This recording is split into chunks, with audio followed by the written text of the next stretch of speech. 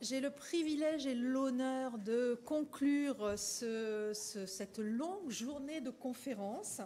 Et avant de vous dire un mot de la fin, nous avons encore 3 intervenants et une session de clôture extrêmement riche, je n'en doute pas. Donc j'ai le plaisir d'accueillir à cette session de clôture Monsieur Nicolas Schmit, vous êtes commissaire européen en charge de l'emploi et des droits sociaux. Monsieur François Villeroy de Galhau, vous êtes gouverneur de la Banque de France, et Monsieur Pierre-Yves Dermagne, vous êtes vice-premier ministre et ministre de l'économie et du travail belge. On m'a aussi demandé de réaliser en 5 minutes la synthèse de nos échanges aujourd'hui. Alors la synthèse en tant que telle, c'est pas si compliqué. En 5 minutes, je pense que c'est une sacrée gageure, n'est-ce pas? J'entendais oui à côté de moi. Donc vous êtes solidaires, c'est très bien.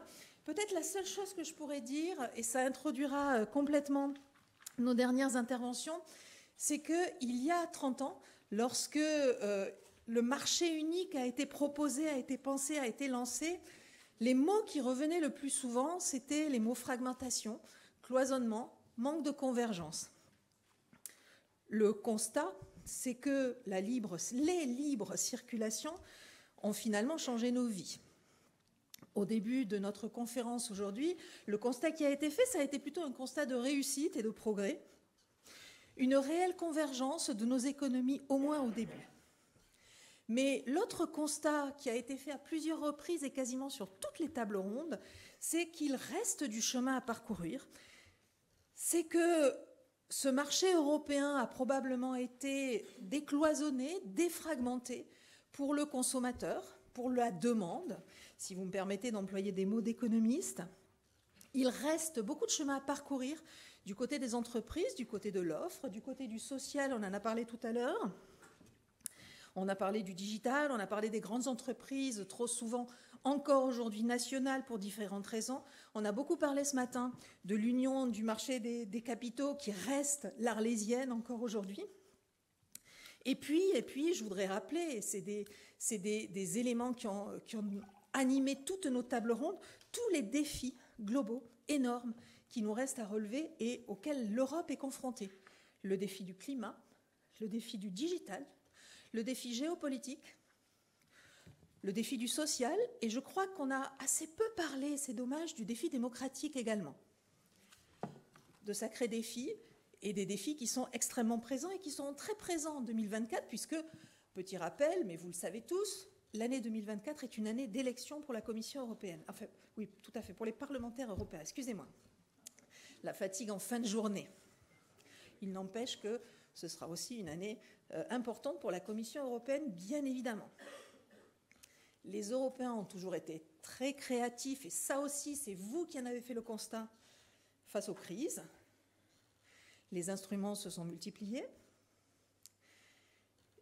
Aujourd'hui, il apparaît, et en tout cas c'est ce que j'ai retenu de tout ce que vous avez pu dire, qu'il était nécessaire de consolider, qu'il était nécessaire d'avancer, de construire une Union européenne, de consolider tous ces instruments pour qu'ils ne fonctionnent pas uniquement ou qu'on ne les pense pas uniquement au moment des crises, mais qu'on puisse avoir un cadre cohérent pour l'avenir et le futur à la fois du marché unique et à la fois de l'Union européenne. Une fois que j'ai dit ça, quel futur? Ce serait beaucoup trop long et mes 5 minutes sont déjà largement entamées. Je retiens peut-être, et ça fait la boucle avec l'introduction, les mots de Madame Boone ce matin qui nous parlait d'une compétition qui stimule, d'une coopération qui renforce et d'une solidarité qui unit. Ces mots ont été des moteurs à l'initiation de ce marché unique. Je crois qu'ils sont plus que jamais des piliers qui peuvent structurer notre avenir et l'avenir de l'Union européenne. Donc je cède tout de suite la parole à Nicolas Schmit et j'aimerais bien qu'il réagisse sur le panel précédent puisque la question sociale était au cœur et qu'il nous explique peut-être le bilan et l'avenir de cette dimension sociale face au marché unique et à l'évolution de ce marché unique.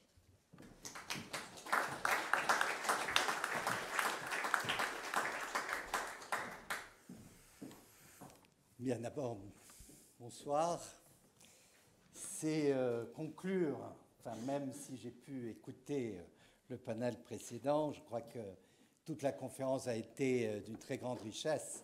Et donc, c'est un peu une gageure maintenant de de conclure. Mais je vais essayer effectivement de situer le social par rapport au marché dans une approche que j'appellerais delorienne, puisque nous sommes quand même ici à l'Institut Jacques Delors. Et ce qui m'a frappé, c'est cette phrase « mettre l'humain au centre du marché ». Et je viens d'une autre, avec Pierre-Yves, je viens d'une autre réunion qui était consacrée aux compétences. Et on a beaucoup parlé de Jacques Delors, puisque Jacques Delors, c'est l'inventeur de la formation continue en France, 71. C'est aussi celui qui a mis cette idée de formation continue dans l'agenda européen, avec son fameux discours devant les syndicats, je ne me rappelle plus où. Et finalement, on a mis dans le pilier des droits, ou le socle des droits sociaux, comme premier principe, et je crois que c'est un clin d'œil aussi à Jacques Delors, le droit à la formation continue, le droit à la formation tout au long de la vie. Et ça montre très bien que pour Delors, certes, le marché unique était la pierre d'angle de la construction européenne, et ça a été le cas dès le début avec le marché commun, voire même la CECA, mais qu'il y avait cette idée que le marché, d'ailleurs cette fameuse phrase « on ne tombe pas amoureux d'un marché », elle garde toute sa valeur. On ne tombe effectivement pas amoureux d'un marché, qu'il soit unique ou pas d'ailleurs. C'est cette idée que finalement le marché c'est un instrument.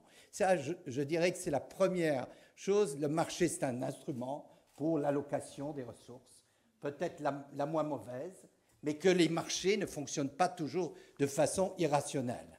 On l'a bien vu, notamment lors de la crise financière, que les marchés peuvent vraiment être totalement irrationnels et fonctionner dans un sens tout à fait pernicieux. Donc je crois que cette première idée, c'est prendre le marché pour ce qu'il est. Primo, un instrument d'allocation des ressources, mais que seul le marché ne va pas nous résoudre tous les problèmes.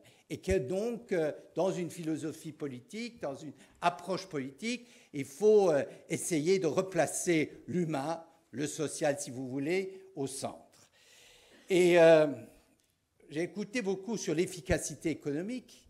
Oui, c'est d'ailleurs l'objectif du marché, c'est l'allocation la plus efficace possible des ressources. Ce qui n'est pas toujours le cas, ou ce qui n'est pas toujours, dans tous les cas, la manière qui aboutit aux résultats sociaux les plus équitables. Donc il faut savoir aussi qu'il y a des perversions dans l'allocation des ressources par le marché et que par définition, il peut y avoir des perdants dans le système du marché. Et je crois que vous avez cité les trois formules qui sont les formules de Jacques Delors, donc la concurrence, la coopération et la solidarité. Il était bien conscient que pour que effectivement le marché soit accepté, mais pour que le marché soit aussi un instrument qui rattrape les défauts ou les choses qui ne tournent pas bien, il fallait accompagner solidement le marché. Et pour moi, premièrement, je dirais, aujourd'hui, c'est plus nécessaire que jamais parce que le monde d'aujourd'hui n'est pas le monde du marché unique d'il y a 30 ans. Le monde de la globalisation, aujourd'hui, n'est pas le monde de la mondialisation des années 90. Nous sommes revenus, primo, à une autre globalisation qui est beaucoup plus, je dirais, traversée par des conflits, par des intérêts, par des divisions. En tout cas, nous en prenons conscience, peut-être elle n'avait jamais disparu. Et deuxièmement, nous avons maintenant des choses à résoudre qui vont au-delà de ce qu'on pensait devoir résoudre dans les années 90. Parce que les années 90 ou 80 étaient des années difficiles pour l'Europe. Certes, c'était la faible croissance, c'était le chômage endémique, le chômage structurel, etc. C'est une peur que l'Europe soit le grand perdant d'ailleurs de la mondialisation. Et donc on a construit ce marché intérieur en analogie avec les grands marchés, notamment américains, qui montraient que pour avoir du succès économique, il fallait surtout un espace économique plus large, un marché plus large. Mais, encore une fois, on a eu aussi nos déceptions très vite. Hein. Moi, j'ai assisté aux négociations de Maastricht et on était porté par un grand élan. Hein. Il y avait le social, il y avait le protocole social. D'ailleurs, moins un pays qui était le Royaume-Uni. C'est pour ça qu'on a dû faire le protocole social. Et en même temps, c'est la première grande défaite pour l'Europe, puisque les Danois ont rejeté le traité de Maastricht pour différentes raisons. Je ne dirais pas pour des raisons parce qu'il n'y avait pas assez de social, mais parce qu'il y avait quand même peut-être un message qui ne passait pas entièrement. Donc ça, c'est la première chose. La deuxième, c'est le social. Alors je serai un peu moins dur que la représentante de la CES. Effectivement, il faut quand même admettre que le social a été pendant assez longtemps complètement absent. Bon, nous avons traversé une crise financière où le social a été complètement mis de côté. Hein. Autrement, on aurait quand même regardé un peu ce qui se passait en Grèce, ce qui se passait en Irlande, ce qui se passait au Portugal, etc. Mais le social a été largement escamoté. Hein, et finalement, on a misé sur le marché, la compétitivité, et on a abaissé les salaires minimums là où on pouvait. On a modifié les modalités de négociation des salaires minimums, etc. Et ce n'est qu'après, parce qu'on a vu le danger, puisque vous avez parlé de démocratie, hein, parce qu'on a vu que finalement, cette logique-là pouvait aboutir à quelque chose qui menaçait finalement la consistance et la solidité de l'Europe, hein, avec les populismes qui ont gagné en influence un peu partout, que finalement on a corrigé le tir avec le socle des droits sociaux, qui est vraiment une étape, qui a ouvert une étape nouvelle. Et il y a une chance que finalement on a pu transformer ce texte, qui finalement est un texte juridiquement pas très contraignant, pour ne pas dire pas du tout contraignant, en plan d'action, en mesures concrètes, parce qu'il y avait l'ouverture à la fois au Conseil plus ou moins, au Parlement assez fortement, pour effectivement... Oui, bon, ça, oui, bien sûr. Et au sein de la Commission, pour donner vie à ce socle. Et donc, je crois que c'est ça la première chose maintenant. Bien sûr, on n'est pas arrivé à avoir l'équivalence. Hein, c'est d'ailleurs une revendication de l'ACS qui est très claire, de dire qu'il faut que les droits économiques et les droits sociaux soient au même niveau. Et ça, c'est un débat qu'il faut mener. D'ailleurs, c'est un débat qui est mené dans plusieurs pays. On dit, bon, mais c'est toujours les libertés économiques qui l'emportent sur les droits sociaux. Et peut-être, d'ailleurs, les syndicats ont toujours revendiqué un protocole social pour effectivement assurer cette équivalence.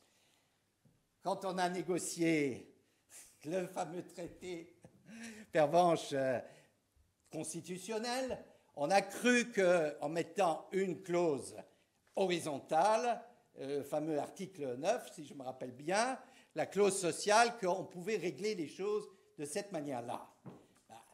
J'avoue que moi, j'ai toujours attendu que quelqu'un sorte l'article 9, mais mon attente était vaine, parce que personne n'a jamais sorti, même au pire moment de la crise financière, en disant on a quand même un article 9 qui dit que les politiques doivent prendre en compte la question de l'emploi, la question de la protection sociale. Pas un mot, pas une référence. Et je crois que là, c'est un peu là où on voit qu'il y a un déséquilibre au niveau des traités, il y a un déséquilibre qu'on est en train de corriger. Alors, je crois que, par exemple, en matière de normes, on n'est pas peut-être parfait, mais quand je vois les différentes mesures qu'on a adoptées maintenant sur le plomb, puisque le plomb a été cité, on a fait des progrès sur les limites d'exposition au plomb. On a pris le fameux asbestos, j'oublie toujours le mot, peu importe, l'amiante, Donc, il y a des progrès constants pour mieux protéger les travailleurs. On a, pour moi, et ce n'est pas la commission dont je fais partie, un des grands résultats, c'est quand même la directive sur les postings, sur les détachements. Hein, puisque le détachement était un peu le ver dans le fruit du marché unique. C'était au plus bon marché, celui qui a le dumping social le plus bas, qui va gagner. Et donc là, je crois que c'est la commission précédente qui a quand même mis un holà, sous pression de tel ou tel État d'ailleurs, sous pression des syndicats, et on a introduit le principe même salaire au même endroit pour le même travail. Donc je crois que cette Europe maintenant sociale, elle se cherche et elle fait des progrès. Et maintenant, est-ce qu'elle en fait assez? Mon dernier point, ça c'est pas sûr. En tout cas, est-ce qu'on est maintenant sur je dirais, une lancée qu'on ne peut pas arrêter? J'en suis pas du tout sûr. Et c'est là le volet politique, hein, puisque il y a ce débat étrange sur le social qui toujours remet en question, mais le social, c'est du national. C'est du national. Et ça, c'est pour certains à droite, comme à l'extrême droite, comme certains à gauche. C'est de dire, mais finalement, l'Europe n'a pas de social à jouer, n'a pas de rôle à jouer sur le social, c'est à réserver sur le national. Ce qui est bien sûr une erreur totale, parce que d'abord les traités donnent quand même des compétences à l'Union pour faire si ce n'est pas toujours de l'harmonisation, quand même des rapprochements des politiques et des mesures en matière sociale. Mais nous avons vu maintenant, et je terminerai là, à mon avis, un événement qui montre aussi les blocages. On a fait une proposition sur le droit à la déconnexion. Le droit à la déconnexion, c'est finalement fait partie, c'est pas énorme, mais c'est simplement la reconnaissance que l'économie change, que la gig economy est là, que vous pouvez être atteint à tout moment, que vous pouvez travailler 24 heures sur 24, 7 jours sur 7, etc. Et qu'il faut poser des limites. Bon, la Commission, à l'initiative du Parlement, était prête à faire une proposition, puisqu'il y a maintenant acceptation par la présidente que toutes les initiatives des rapports d'initiative du Parlement sont transformés en propositions de la Commission. Les partenaires sociaux sont venus nous voir, on dit non, on s'en occupe, surtout à la fin, Business Europe est venu en disant oui, on va s'en occuper, on va négocier. Et ils ont négocié 2 ans pour dire que non, ils ne trouvaient pas de majorité du côté de Business Europe pour accepter un droit qui est un droit relativement général et qui n'est pas parce qu'à la fin, la France a un article dans une loi, la fameuse loi Khomri, sur le droit à la déconnexion. Et pourtant, c'est un élément aussi important du marché unique, parce que c'est un volet du marché unique digital. Et donc, il faut effectivement... et ça nous a donné une leçon que la foi qu'on a dans le dialogue social, et que Jacques Delors avait dans le dialogue social, finalement, cette foi a vu quand même ses limites. Et ça, c'est aussi un danger qui nous a... On peut organiser plein de réunions, j'espère que les vôtres seront pleines de succès, mais que le dialogue social, pour le moment, en Europe, ne donne pas les résultats qu'on pourrait espérer. Et que Delors, d'ailleurs, qui avait une foi et une confiance dans le dialogue social, qui est d'ailleurs l'inventeur du dialogue social, c'est pour ça qu'on va à Val-Duchesse, d'ailleurs, lors de la présidence belge, mais que pour valser ou pour danser du tango, il faut au moins être 2. Et donc les partenaires sociaux, en ce sens, ou 3 parfois aussi, avec les institutions européennes, eh bien, ce dialogue social est un peu en panne, même si on a adopté des résolutions, des communications et des recommandations sur le dialogue social. Et donc c'est ça qui m'inquiète aujourd'hui, que peut-être des avancées qu'on pourrait faire au niveau du dialogue social, notamment dans le contexte des grandes transitions, parce que sans dialogue social, on ne va pas réussir les grandes transitions. Alors tout ce qui a été dit, avec toutes les menaces et tous les retours de bâton vont arriver. Si on ne prépare pas les gens, si on ne donne pas un signal fort aussi d'accompagnement à la fois au niveau des entreprises, des secteurs, mais aussi des citoyens. Donc ce dialogue social, je suis un peu inquiet à ce sujet. Mais je m'arrête là.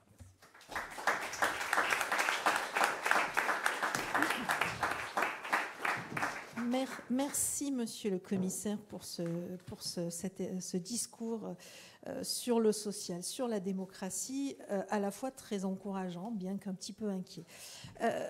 Vous vous rappeliez dans vos propos, au tout début de vos propos, que le marché unique avait été une réponse pensée dans une période où le chômage de masse caractérisait l'Europe et les pays européens, et finalement la réponse possible pour lutter contre ce chômage de masse. Et au fond, quelques pays après ce marché unique, et constatant finalement le succès et l'intérêt de ce marché unique, ont décidé d'adopter une monnaie commune et d'aller vers une union économique et monétaire. Et aujourd'hui, on se trouve confronté à une autre problématique économique qui a été et qui est depuis quelques années l'inflation. Je voulais peut-être vous interroger, Monsieur Villeroy de Galhau, sur le lien, la façon dont on cohabitait ce marché unique et cette politique monétaire et le rôle de la Banque centrale européenne. Merci. Merci, bonsoir. Je voulais d'abord vous dire le plaisir que j'ai à me retrouver dans ce cercle si ami, cher Enrico, et puis j'ai vu beaucoup de visages amis dans la salle. Alors après, vous me posez une question un peu piège, parce que ça serait assez facile pour le banquier central que je suis de prendre une échappatoire. Je vous en propose deux. La première, c'est de dire, écoutez, il y a un conseil des gouverneurs après-demain à Francfort, dont je suis dans ce qu'on appelle la période de silence. Je ne peux rien vous dire sur la politique monétaire. Et deuxième échappatoire, et vous me l'avez étendu, c'est de dire, écoutez, le marché unique, c'est de l'histoire remarquable mais ancienne. Depuis, on est passé à la monnaie unique et peut-être à autre chose. Et pourtant, si je suis là, ce n'est pas seulement par amitié, c'est que je crois que le marché unique a un très gros potentiel d'avenir. Et merci d'avoir donné ce titre à la réunion d'aujourd'hui. Vous l'avez rappelé, moi j'étais à Maastricht aussi, cher Nicolas. C'est là qu'on s'est connus d'ailleurs, dans ces années-là. Et à l'époque, on parlait d'union économique et monétaire. Et si je dois résumer à très grands traits, je pense qu'on a réussi l'union monétaire et qu'on a encore un gros potentiel de progrès sur l'union économique. Et donc, pour le dire autrement, je crois que le marché unique n'est pas le seul élément, mais c'est un élément central de l'union économique. Ce n'est pas seulement le glorieux héritage de Jacques Delors. Et je redis une très grande admiration pour ce qu'il a fait, parce qu'il a trouvé un trou de souris dans les années 80 où l'Europe était déjà bloquée, et il a réussi à débloquer l'Europe à partir du marché unique, qui lui-même a entraîné la monnaie unique en dynamique politique. Mais il y a une petite tendance à considérer que le marché unique, on en célèbre les 30 ans cette année, voilà, c'est du passé. Non. Je crois que le marché unique, ça doit être l'avenir. Et ce que je dis apparaît peut-être entre convaincus, comme nous sommes là, une évidence, mais ça me paraît créer un agenda politique qu'il faut remettre très en haut de la pile, et soyons honnêtes, qu'il n'y est pas. Qu'il n'y est pas. Ça me paraît d'autant plus important que le marché unique peut bénéficier à tous les pays de l'Europe, y compris aux pays d'Europe du Nord, et confère les élections hollandaises. On est off là, hein, Enrico. Enfin, disons que la phrase que je viens de dire est off, parce qu'un banquier central n'a pas le droit d'avoir d'appréciation politique, à la différence de mes deux voisins. On a un sujet dans les pays du Nord. Et le marché unique bénéficie à tous. Alors, dans les 10 minutes à peu près, Sylvie, que j'ai, je vais vous proposer, et je redis probablement des choses qui ont été dites ce matin, mais 2 raisons pour remettre le marché unique en haut de la pile, sur le pourquoi, et puis peut-être 3 leviers sur le comment. La première raison sur le pourquoi, elle est évidente. C'est quand je regarde le bilan des 20 ou 30 dernières années et que je compare le marché unique européen et le marché unique américain, en gros, nous n'avons pas de sujet de masse. On fait les 3/4 à peu près du marché unique américain, mais nous avons la masse critique, incontestablement. Mais nous avons un problème de vitesse. Mes lointains souvenirs de physique, je vous propose que la puissance soit le produit de la masse par la vitesse, Donc la puissance européenne est beaucoup moins forte que la puissance américaine. Vitesse en économie, ça s'appelle capacité d'innovation. Et du coup, capacité de croissance. Ça, cette raison-là, si j'ose dire, on la connaît bien. Enfin, il faut quand même en tirer les conséquences. Il y a une deuxième raison qui est apparue, je crois, plus récemment, à travers ces conflits géopolitiques, ces guerres, c'est le fameux débat sur la souveraineté européenne ou l'autonomie stratégique. Alors, il y a une querelle de mots, je ne vais pas y plonger. Est-ce qu'il vaut mieux parler de souveraineté ou est-ce que c'est un gros mot économique ou d'autonomie stratégique? Ça n'a pas beaucoup d'importance. Mais nous n'avons pas réussi, à travers le marché unique, à faire émerger suffisamment d'offres européennes et de champions européens. J'ai bien aimé votre formule de résumé. Vous avez dit, Sylvie, joliment, que vous vous excusiez d'employer des termes économiques. Vous vous excusez pas. Je pense qu'on a mieux réussi le marché unique du côté de la demande que du côté de l'offre. J'accepte le résumé. C'est particulièrement évident dans le domaine des big tech. Alors, cette raison-là, je crois qu'elle redonne une actualité au marché unique très forte. Et cette raison-là, elle date des 2 ou 3 dernières années. Et il est temps vraiment qu'on en tire les conséquences. A fortiori entre nous, puisque j'ai fait une remarque politique, je vais m'en autoriser une autre, tout aussi off, si le résultat des élections américaines l'année prochaine conduit à un isolationnisme accru. Nous, on ne va pas continuer à regarder les avions passer. Alors, pour finir sur le pourquoi, il y a une étude récente du FMI, je ne sais pas si vous l'avez vue, mais qui est intéressante parce qu'elle donne une quantification de ce qu'on pourrait attendre d'un supplément d'intégration. Et elle dit que ça peut aller jusqu'à 7% de PIB européen supplémentaire, de bien-être. Alors, on a tous appris dans notre longue carrière européenne à prendre ces études avec un grain de sel et un peu de prudence. Mais même si c'est la moitié, ça vaut le coup de se mobiliser.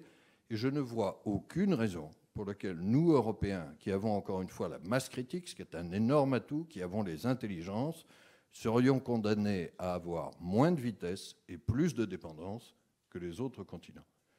Donc, il faut fortement refaire du marché unique une priorité politique et célébrer l'héritage de Jacques Delors, mais faire du Delors 2. De ce point de vue-là, Enrico, je me réjouis beaucoup que tu aies une mission sur la revitalisation du marché unique. Je crois que c'est très important. Alors, sur le comment, j'ai dit que j'allais évoquer 3 leviers, je ne vais en évoquer que 3, et vous en avez évoqué beaucoup d'autres depuis ce matin. Il y a aussi le social dont Nicolas vient de parler. Mais premier levier, puisque j'ai cité le FMI, je ne sais pas si vous avez vu, ça a peut-être été cité depuis ce matin, un discours assez roboratif de Gita Gopinath, qui est la numéro 2. Le discours a été cité. Bon.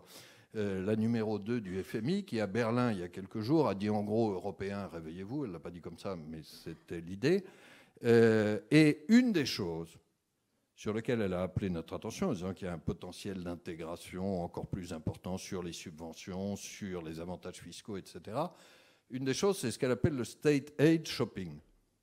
Or, honnêtement, on est en plein dedans. On est en plein dedans, particulièrement sur le sujet de la décarbonation. Et là, je trouve qu'il y a une espèce d'angle mort du débat public européen. La Commission a suspendu le contrôle des aides d'État ou beaucoup allégé au moment de la crise Covid. Bon, très bien, je crois qu'il le fallait. Mais cette suspension se prolonge et elle peut s'appliquer de plus en plus à des investissements de transition, à des investissements d'acteurs internationaux en Europe, etc. Là, je crois que nous avons un vrai sujet par rapport au marché unique. L'allocation optimale des ressources, dont on a parlé plusieurs fois depuis ce matin, ça n'est pas la course au gouvernement le plus offrant, qui peut être par hasard le gouvernement qui a les moyens budgétaires les plus importants. Je ne vise personne. Mais je crois que là-dessus, il faut qu'on ait le courage de remettre sur la table l'idée que le contrôle des aides d'État, ce n'est pas une chose pour embêter les opinions nationales, et c'est trop souvent présenté comme ça, c'est pour réaliser le potentiel d'allocation du marché unique. Alors, il y a une petite contrepartie à ça. C'est que si on se dit qu'on rétablit un contrôle des aides d'État qui n'est pas tatillon, mais qui est économique, il faut sans doute se créer une capacité budgétaire commune qui permette à l'Europe d'être compétitive dans la compétition internationale. Le problème, ce n'est pas la compétition entre États européens, où ça ne devrait pas être, c'est la compétition de l'Europe avec les autres continents. Premier levier. Je vais vite. Deuxième levier, c'est le marché unique numérique. Et là, nous avons commencé des choses. Je parle sous le contrôle d'un membre éminent de la Commission. J'aime bien cet exemple parce que je trouve qu'il illustre que le marché unique, ce n'est pas quelque chose de passif. Dans l'imaginaire collectif, le marché unique, ça consiste simplement à enlever les frontières et puis à laisser circuler les biens. Ça n'est pas que ça. C'est un instrument actif de politique économique. Le marché unique numérique, il devrait combiner d'abord de la régulation et de la régulation commune. Il n'y a pas de suppression des barrières sans régulation commune. Là, je crois que l'Europe a pris le lead. Ce qui se passe sur Digital Services Act, ce qui est en train de se passer sur l'IA, est extrêmement intéressant. La fameuse soft power européenne peut consister à exporter des normes. Mais la deuxième chose, c'est évidemment le développement des talents.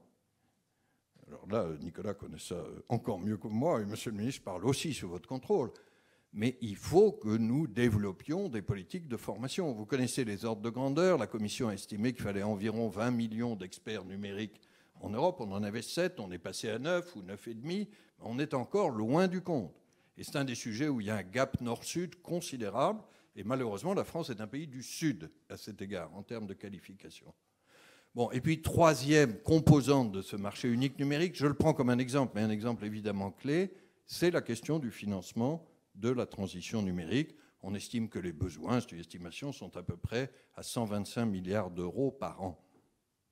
Alors ça m'amène, j'ai parlé du State Aid Control, j'ai parlé du marché unique digital, ça m'amène évidemment au troisième levier du marché unique, qui est, j'imagine, celui où vous m'attendiez et par lequel je finis, c'est ce que j'appelle l'union de financement. Alias union des marchés de capitaux, mais peut-être un peu plus large. Bon. Vous connaissez, je crois qu'on connaît tous, le cas, le plaidoyer pour l'union des marchés de capitaux. Nous avons d'un côté des besoins de financement très importants pour financer nos grandes transitions. J'ai parlé des 125 milliards sans doute pour la transition numérique. Pour la transition climatique verte, c'est au moins 3 fois plus. Donc on a quelque chose qui représente de l'ordre de 3-4% du PIB européen en investissement supplémentaire chaque année. Nous avons en face des ressources privées extrêmement significatives. Alors je vais prendre le chiffre macro, je ne sais pas si vous le connaissez, mais l'excédent extérieur de l'Europe, et souvenez-vous de vos études d'économie, l'excédent extérieur, c'est l'excédent d'épargne sur l'investissement.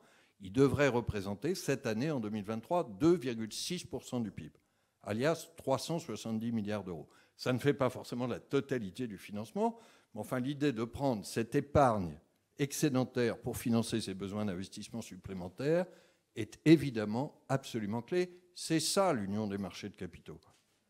Et là, j'insiste sur le but, le purpose, et pas sur la tuyauterie. C'est tout à fait intentionnellement. Regardez la présentation du programme d'action sur l'union des marchés de capitaux. Nicolas, ce programme d'action a 1000 vertus. Enfin, c'est quand même de la tuyauterie, quoi, en gros. La tuyauterie, c'est nécessaire. Mais je crois qu'il faut expliquer pourquoi nous avons besoin de ça. Et je ne vois pas d'obstacle politique majeur à l'union des marchés de capitaux. Mais il est temps vraiment d'accélérer. C'est une union des marchés de capitaux verte et numérique pour réussir les deux grandes transformations européennes. Alors, je vais aller un tout petit peu plus loin parce que j'ai parlé d'union de financement. L'union de financement, ça serait l'idée de mettre ensemble l'union des marchés de capitaux et l'union bancaire.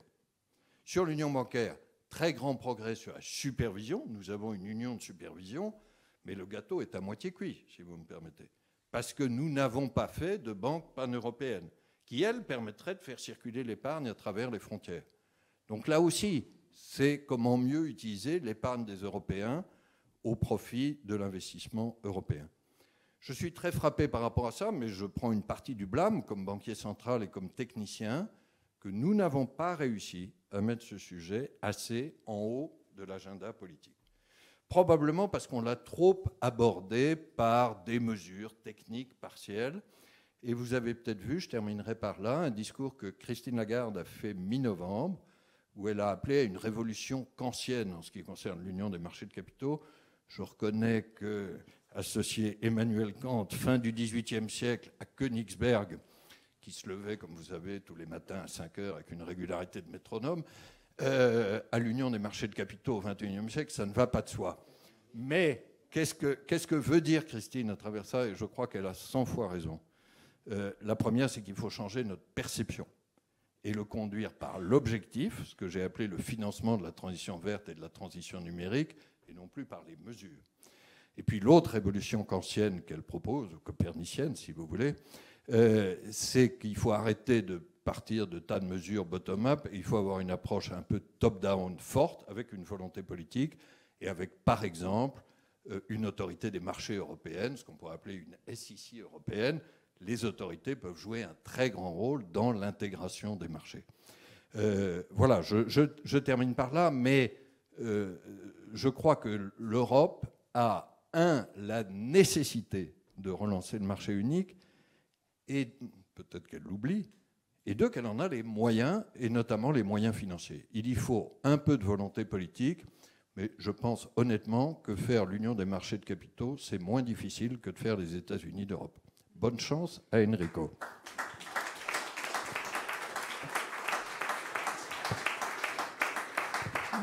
Merci, monsieur le gouverneur. Je ne suis pas sûre que juste un peu de volonté politique pour faire une révolution kantienne soit suffisant, mais nous verrons bien. Monsieur Pierre-Yves Dermagne, monsieur le ministre, vous avez eu la gentillesse d'accepter de conclure notre journée. Et comme vous le savez, dans toute conférence, une bonne conférence se termine toujours par une ouverture. Il se trouve que la Belgique, votre pays, prend la présidence du Conseil au 1er janvier. Donc, est-ce que vous pouvez nous expliquer les priorités de cette présidence et la feuille de route de cette présidence? Merci beaucoup. Merci à vous, bonjour ou bonsoir à chacune et à chacun. Monsieur le Président, cher Enrico, Mesdames et Messieurs, en vos titres et qualités que je sais nombreuses et variées. Alors c'est un réel plaisir et un honneur pour moi de pouvoir être parmi vous ce soir, à la fois comme vice-premier ministre belge chargé de l'économie et du travail, qui nécessite un bel esprit de synthèse à titre individuel, mais aussi bien entendu en tant que représentant de la future présidence belge du Conseil de l'Union européenne, pour pouvoir, et c'est une lourde tâche, de pouvoir conclure cette journée d'études qui, d'après tout ce que j'ai pu en entendre, a été riche de débats et d'enseignements et sera à même, je pense, de nourrir le travail précieux qu'Enrico Letta a bien gentiment accepté de vouloir assumer. Alors donc, dans 3 semaines, jour pour jour, aujourd'hui, la Belgique succédera à l'Espagne, à la barre, au timon de l'Union européenne, pour une présidence qui sera particulière. Vous avez évoqué, et monsieur le gouverneur vient de le faire aussi, le contexte géopolitique, macroéconomique, international dans lequel cette présidence débutera, à quelques semaines des élections européennes. Et je peux me permettre, moi, d'avoir quelques commentaires politiques, monsieur le gouverneur, chers amis. Effectivement, quand on voit le résultat de toute une série de scrutins à travers l'Europe, qu'il s'agisse de scrutins nationaux ou régionaux, effectivement, il y a matière à l'inquiétude. On le sait, un contexte international, géopolitique, macroéconomique particulièrement complexe, avec une série de défis majeurs qui sont à nos portes aujourd'hui. Et il faudra que l'Europe soit à la hauteur de ces enjeux. Vous l'avez évoqué tout à l'heure, la résurgence des disparités sociales et régionales, dans un contexte macroéconomique et géopolitique où se pose vraiment la question de la compétitivité inclusive et durable de l'Union européenne, les effets du dérèglement climatique que l'on ressent chaque jour de manière plus vive et tangible, et puis aussi l'affirmation spectaculaire des conséquences des nouvelles technologies sur notre vie quotidienne dans son ensemble, mais aussi de manière spécifique sur notre manière de travailler et dans le monde du travail. Des questions qui posent en fait, des défis qui posent une triple question. L'avenir du modèle économique européen, l'avenir du modèle social européen et de manière plus fondamentale, l'avenir du modèle démocratique européen. Et quand on voit effectivement toutes les forces qui sont à l'œuvre aujourd'hui à travers les 27 États membres, les pays de l'Union, pour mettre à mal, pour attaquer, voire pour se servir de ce modèle démocratique européen pour le mettre à néant, il y a effectivement une série d'inquiétudes légitimes que nous pouvons et que nous devons partager. Alors bien entendu, ça ne doit pas nous figer, ça nous appelle au contraire à la mobilisation, à la réflexion, au travail, à la préparation, à l'anticipation d'une série de défis et d'enjeux. Et c'est modestement avec mon collègue en charge des affaires sociales, en charge de la sécurité sociale, l'ambition première qui est la mienne, à savoir d'anticiper ces bouleversements majeurs et de pouvoir préparer le modèle social européen à ces nouvelles réalités. Je pense que c'est capital, je pense même que c'est vital. Alors, on peut bien entendu, et l'on doit se réjouir d'avoir en Europe développé le meilleur environnement social au monde. Je pense qu'on peut être fier de ça. Est-ce à dire que le travail est abouti? Non. Non, et effectivement, vous l'avez évoqué il y a quelques instants encore lors du panel précédent, la série des enjeux, des déséquilibres sociaux qui appellent effectivement à faire en sorte que l'on complète, que l'on peaufine, que l'on améliore le modèle social européen, nous appellent là aussi à la réflexion, mais surtout à l'action. Alors on le voit, les inégalités restent importantes au sein de nos États membres, parfois aussi entre les régions elles-mêmes, entre les territoires. Et donc je pense qu'on doit vraiment tout mettre en œuvre pour réduire ces inégalités, réenclencher la marche vers le progrès partagé et partant, regagner la confiance des citoyens et des citoyennes envers l'Europe. Et donc ça implique effectivement de pouvoir avoir un agenda ambitieux avec une série de priorités qui effectivement jusqu'à présent ont été pour partie sous-estimées, ont été insuffisamment présentes dans le débat public, même au sein des institutions ou des cénacles européens. On l'a dit, et Nicolas l'a rappelé, on a vécu une série d'années, je vais appeler ça les années Barroso, mais pendant lesquelles le programme de la Commission européenne et des institutions européennes sur le champ social ou dans le champ social ont été des années de calme plat de calme plat et de standstill en la matière. Je pense qu'aujourd'hui, face aux défis qui sont devant nous, on ne peut plus se permettre. Et on ne peut pas se permettre à nouveau 5 années de standstill social au niveau de l'Europe.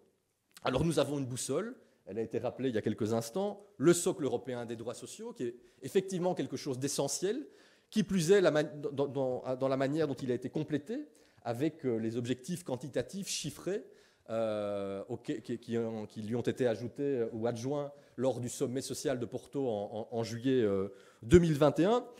Il doit être bien entendu au cœur de l'agenda stratégique en matière sociale pour la prochaine législature européenne, pour la prochaine commission, mais on doit aussi pouvoir l'envisager comme étant un point de référence pour pouvoir aborder de manière transversale toute une série d'enjeux, et pas uniquement les enjeux en matière de droit du travail, de protection sociale ou les enjeux sociaux de manière générale. On doit vraiment faire en sorte que ce socle européen des droits sociaux soit le prisme à travers lequel on puisse et l'on doive envisager toute une série de champs de l'action politique, et en particulier pour le futur du marché intérieur, du marché unique. Alors, monsieur le gouverneur, vous aurez remarqué que la future présidence belge du Conseil de l'Union a vraiment la volonté de remettre l'avenir, le futur du marché unique, du marché intérieur, au cœur des débats et des préoccupations. Et c'est la raison pour laquelle, avec nos amis et camarades de la présidence espagnole, nous sommes parvenus à faire en sorte que le Conseil européen donne mandat à Enrico Letta pour rédiger ce rapport de haut niveau indépendant sur l'avenir, sur le futur du marché intérieur et du marché unique. Et je voudrais à nouveau remercier Enrico d'avoir accepté cette mission.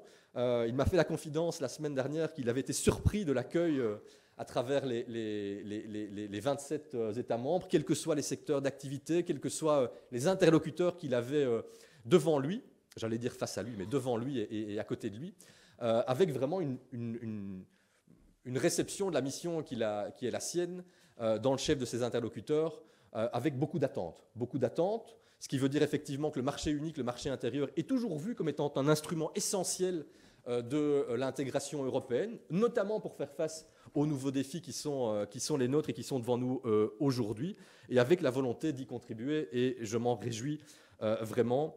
Et une dernière fois, je remercie Enrico pour avoir accepté de mener cette mission et d'avoir assumé cette lourde responsabilité dans un moment et dans un contexte particulièrement difficile. Alors la Belgique a préparé la présidence de l'Union en mettant la dimension sociale au cœur de ses priorités. Cela se manifestera à divers moments de l'agenda et du calendrier de cette présidence, avec tout d'abord la réunion de Val-Duchesse, qui effectivement est un clin d'œil amical, historique, mais aussi plein de contenu, à l'initiative prise à l'époque par Jacques Delors en 1985, avec cette première réunion, ce premier sommet de Val-Duchesse, qui fait référence à un château bruxellois, propriété de l'État belge, et dans lequel, effectivement, en 1985, le premier sommet de Val-Duchesse avait été l'occasion pour Jacques Delors de mettre en avant le nécessaire développement du dialogue social au niveau européen. C'était déjà nécessaire à l'époque, ça l'est encore plus aujourd'hui. Et je reste un fervent défenseur du dialogue social, que ce soit au niveau sectoriel, au niveau national et bien entendu au niveau européen, mais je partage effectivement les craintes dont a fait part Nicolas Schmitt tout à l'heure, à savoir qu'il faut reconnaître que ces dernières années, et encore très très récemment, sur un sujet qui a priori était un sujet au cœur, facile et au cœur finalement du dialogue social, à savoir le droit à la déconnexion et l'encadrement du télétravail, je regrette effectivement que les partenaires sociaux ne soient pas parvenus à un accord. Et je pense qu'ils ont aujourd'hui la responsabilité, suite à cet échec, de s'interroger vraiment sur leur participation, sur leur engagement à faire fonctionner le dialogue social. Puisqu'effectivement, il doit fonctionner. Il doit pouvoir, à un moment, délivrer une série de résultats, une série d'accords collectifs, cadres, qui permettent effectivement, sur le terrain, de pouvoir décliner ces préoccupations générales. Mais il est absolument essentiel que les partenaires sociaux au niveau européen aussi se saisissent de l'instant, du moment, et conscience de l'importance de ce moment. Et je pense que la réunion de Val-Duchesse, organisée à l'initiative de la présidente de la Commission, sera aussi le moment et l'instant de rappeler l'importance de ce dialogue social au niveau européen, avec une série de sujets sur la table, bien entendu l'émergence de l'intelligence artificielle dans notre quotidien, mais aussi dans la sphère du travail, la question des métiers en tension ou en pénurie, la question de la compétitivité de nos entreprises, bien entendu, mais aussi la question du développement de notre modèle social. Et je le répète ici, il sera vraiment essentiel que les partenaires sociaux saisissent l'importance du moment, saisissent l'importance historique de ce moment.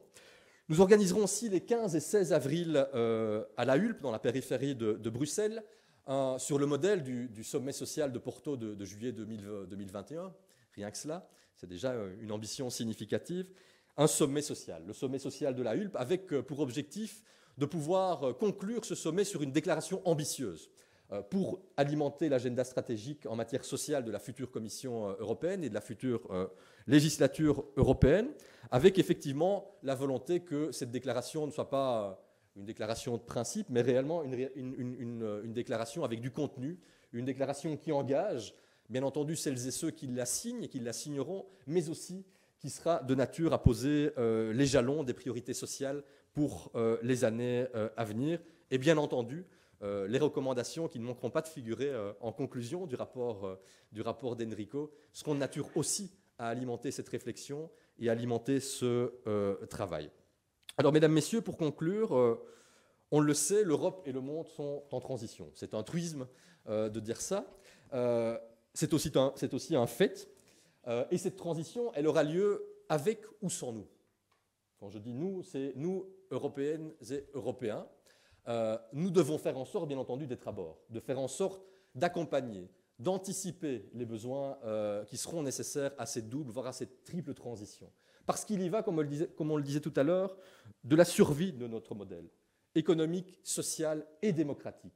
On l'a trop vu ces dernières années, ces derniers mois et encore ces dernières semaines, la manière dont ceux qui se sentent, et le sont aussi à certains égards de manière concrète, les laissés pour compte de la mondialisation heureuse et prospère que certaines et certains d'entre nous connaissent et dont ils profitent.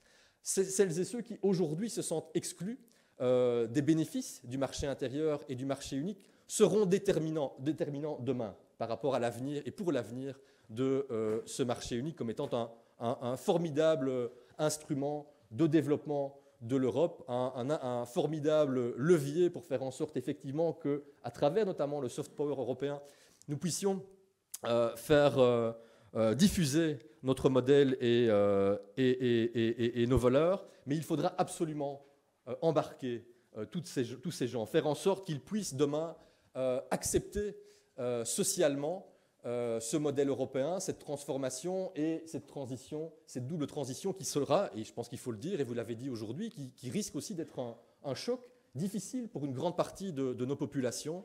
Et donc, l'Europe doit être à la hauteur de ces enjeux, à la hauteur de son histoire, à la hauteur aussi de ses populations. Je vous remercie.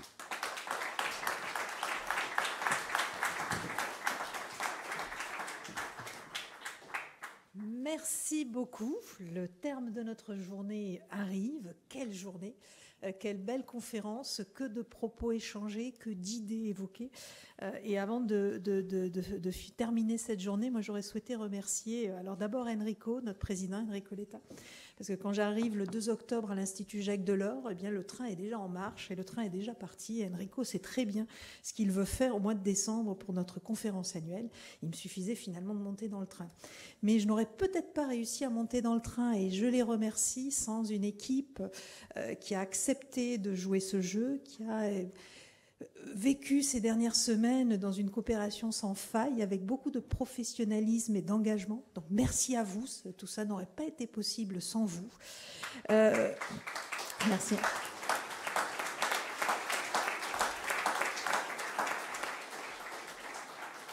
Je voulais également remercier tous les intervenants, et ils ont été nombreux aujourd'hui à cette conférence, d'avoir accepté nos invitations, mais aussi d'avoir accepté de jouer le jeu de l'échange, de la liberté des propos, et on a entendu beaucoup de choses. Je remercie tout particulièrement le directeur et la directrice de nos deux sœurs à Berlin et à Bruxelles, qui sont toujours présents quand on fait appel à eux, et ça c'est extrêmement riche et extrêmement utile, et je crois que la réciproque est vraie, n'est-ce pas, chers amis?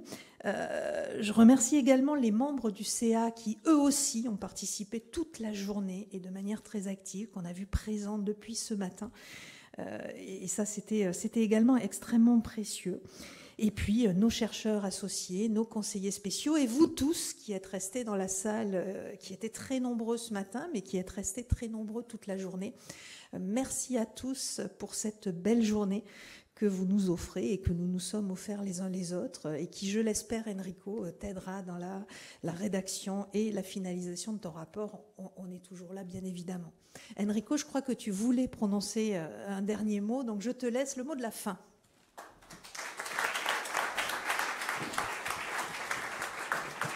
Le mot de la fin est pour remercier Sylvie, parce qu'effectivement, ça a été un début un peu comme ça, hein, punchy.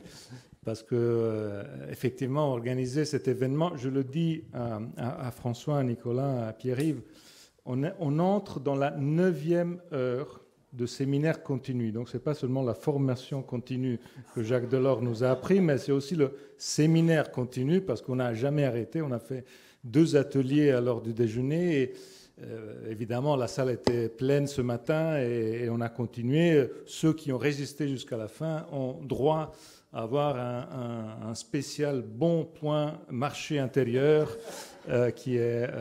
Je veux vraiment vous remercier pour ce que vous avez dit aujourd'hui, pour l'amitié, mais surtout pour la substance de tout ce que vous nous avez dit. Mais je voulais terminer en remerciant Pierre-Yves et, à travers Pierre-Yves, le gouvernement belge, parce que, en fait, ça a été leur idée. Et je dois vraiment les remercier parce que ça a été une bonne idée, non pas pour moi, mais ça a été une bonne idée en tant que telle, parce que c'est le bon moment pour entamer ce discours.